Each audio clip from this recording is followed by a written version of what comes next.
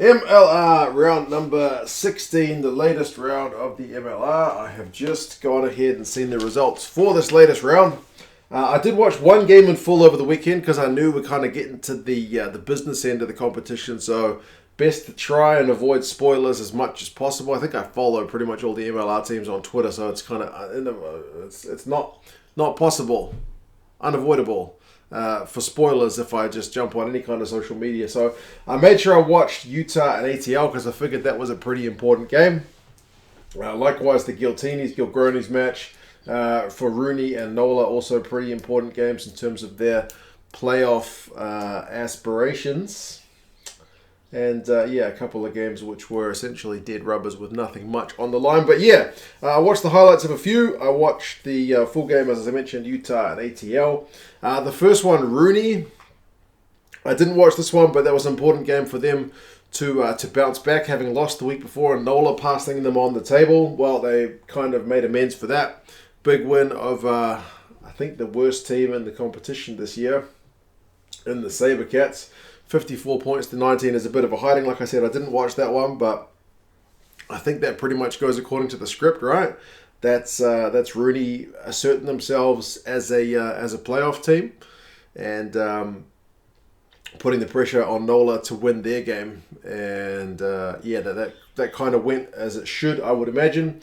DC and San Diego, that's kind of one of the dead rubbers. San Diego's final game of the season. They finished 16-10-0, so they are fourth in the West.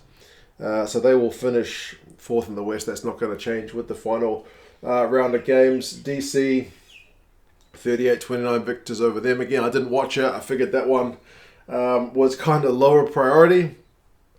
But congratulations to DC for getting a win there. Must have been a pretty entertaining game. 38-29 seems like a pretty entertaining scoreline.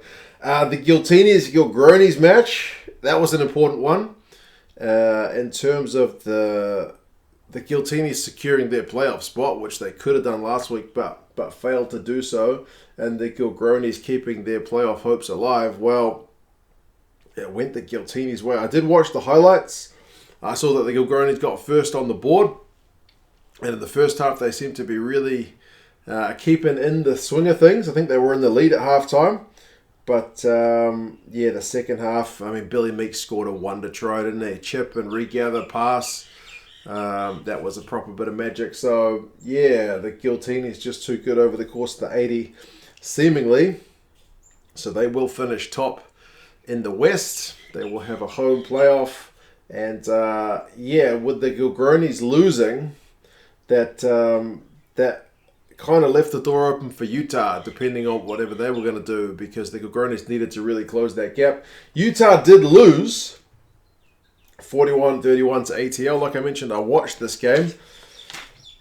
But key point for them is, I guess, they got 4 tries. So that bonus point now takes them beyond chasing distance, I believe. I think they are pretty much locked in, Utah.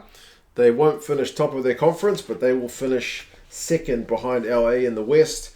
Interestingly, the replay of this game, because I didn't watch it live, but I did watch it on full kind of replay. The replay started at like 14 minutes. It was a bit of a weird one. I wasn't sure if I was in the right place because they were wearing weird uniforms as well, which I later found out was like a cancer awareness auction fundraiser thing, so they had kind of special jerseys, but it was ATL in pink and black and Utah in light blue and white, so it was a bit kind of unusual. It wasn't what I was expecting to see when I turned on the replay, but it was 7-0 on 14 minutes by the time I turned it on to ATL. And there was a few kind of interesting moments. Utah kicked it dead. Just the commentators were lamenting the fact that there's no TMO. Hold on a second, my little man's playing with Transformers right outside the door. Oh, my poor son, he's 5 years old, he's on school holidays, and whenever I'm doing a video in here, he's kind of on his own, so I think he was trying to get my attention. But he'll get some playtime with Dad shortly. What was I saying? They kicked it dead. It was only just. The commentators were saying they would have liked to see a replay of it, but there's no TMO. I kind of don't miss the TMO in some circumstances because I feel like it slows down games, but obviously there's times when you want officials to get decisions right. But either way, it's costly because ATL score from going down the other end of the field. White, the fullback with the big run. I think it's Petsa. gets the try, and it's like 12 points to nil there. Utah are suddenly looking pretty much in trouble. I should say it was a good crowd, and I know from what limited amount of MLR I've seen this season, Utah are without a few guys like Teo and Basca and Crusade, so I know there's a few guys with the Eagles, so it's not their kind of full strength squad. They did hit back with their halfback Christensen. Apparently he's their third choice guy. Nice sniping run from him. Went over and didn't even dummy. He just took it over. So good work from him. 12-7. Escuda looks very good at this level. He looks really, really sharp. Like he's confident in his play. He had an offload which set up a right wing line break. The ball went left eventually from there, and some pretty poor defense from Utah, I would have to say. I think it was Hilo over for the try, 17-7. At halftime, I wrote the note, man, ATL are properly in the ascendancy. It continued in the second half. Deacon got a try. He was a replacement in that second half.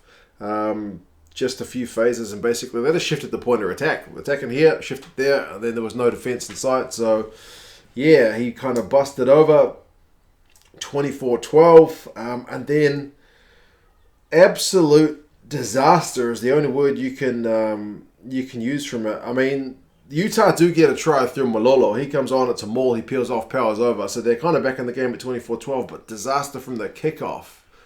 Because Utah just don't gather the ball from the kickoff, and ATL's lock, I think it's Mumson, he just gets the loose ball and just goes straight over, man. Like, you can't be doing that. That's not a team that wants to make the playoffs. 33-12.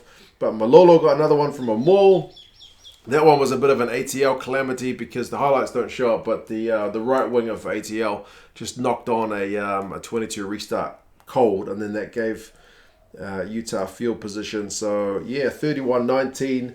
Escuda's offloading skills continued. I wrote that again. He looks a level above at this stage. I think he's leaving, right? He's got a contract going somewhere else.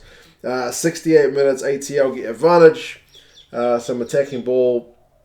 Eventually, White gets another try out wide on the left wing, and I wrote a bit of weak defense again from Utah. If they are going to do anything in the playoffs, man, they're going to have to sharpen up their defense because it was a bit poor.